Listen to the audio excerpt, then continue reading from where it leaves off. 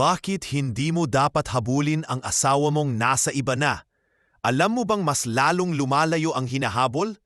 Akala mo babalik siya kapag pinilit mo lang, pero sa totoo, lalo ka lang nasasaktan. Habang habol ka, lalo siyang nagiging malamig sa'yo. Kaya bago ka masira, pakinggan mo muna to. Subscribe, share at follow para sa Love Truths. 1. Kasi ang gustong umalis, aalis talaga. Walang halaga ang pilit sa pusong malamig. Kahit anong iyak mo, hindi siya babalik. Ang pagpilit ay nagdadala ng hiyalang. Mas mabuting hayaan mong maramdaman niyang wala ka.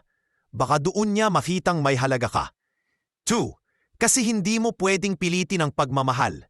Ang pag-ibig ay kusang dumadaloy sa puso. Kapag pinilit mo, nagiging sakit hindi saya.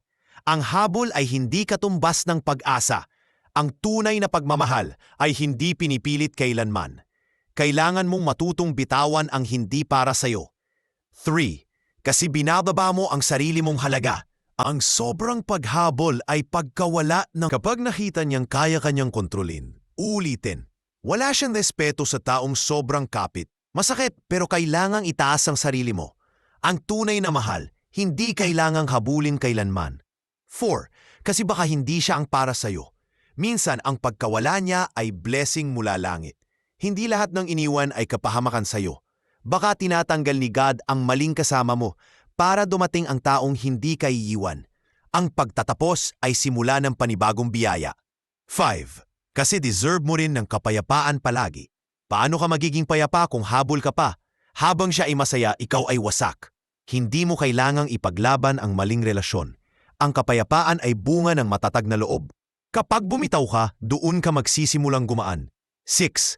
Kasi hindi ka niya makikita sa habol. Kapag tahimik ka, doon niya mararamdaman ang pagkawala. Ang misteryo ay mas nakakagising kaysa paghabol mo. Hayaan mong maramdaman niya ang tunay mong katahimikan. Hindi para bumalik siya, kundi para ikaw bumalik. Bumalik sa sarili mong lakas at halaga. 7. Kasi mas kailangan mong ayusin ang sarili mo. Ayusin mo ang sugat bago magmahal ulit. Hindi mo kayang magmahal ng buo kung wasak. Maghilom ka bago ka bumalik sa laban.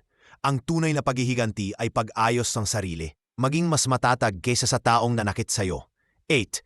Kasi may mas karapat-dapat sa pagmamahal mo.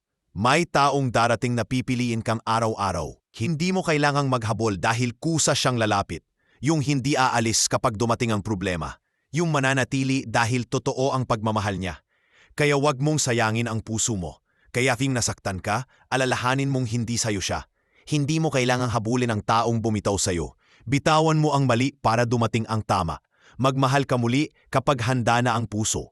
Subscribe, share, at follow para sa katotohanan ganito.